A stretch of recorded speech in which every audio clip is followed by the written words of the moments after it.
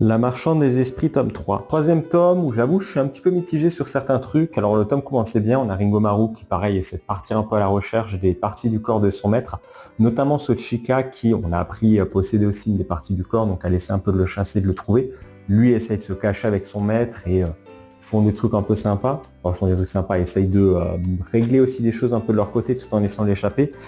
Un truc que j'ai quand même un peu moins apprécié, c'est qu'on nous présente un autre gang qui est une sorte de mafia. Alors c'est pas trop expliqué exactement d'où ils viennent ou quels sont vraiment leurs vrais objectifs. Ils ont l'air d'essayer de chercher un peu le maître de Shika, mais on sait pas forcément trop pourquoi, ce qu'ils veulent essayer de faire, à part essayer d'avoir son immortalité.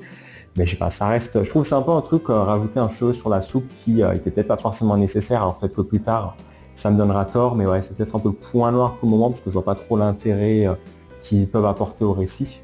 Sinon, ça reste cool. On a une petite histoire avec un écrivain qui, pareil, est un peu habité par un esprit, par un... Je sais plus, j'avoue, à force de lire des séries, je sais plus comment ils appellent tous leurs esprits. Mais habité par un esprit qui a l'air de suivre un peu partout d'où il vient. Donc, on va découvrir effectivement d'où ça vient et quelle est l'origine de tout ça. C'était sympa, ça part un peu avec le délire d'un écrivain qui essaie toujours d'avoir des histoires assez abracadabrantesques et les histoires qui deviennent presque réalité. Donc, moi, j'ai plutôt bien aimé ce côté-là.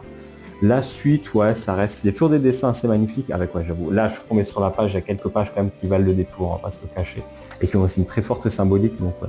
J'ai vraiment hâte un peu de voir la suite, mais ouais, ça reste une série bien dessinée, qui se lit plutôt bien. Ouais, j'apprécie toujours un peu ma lecture là-dessus. Je sais pas s'il y en a qui ont peut-être tenté le coup, surtout que c'est fini en 7 tomes, donc ça sera assez rapide.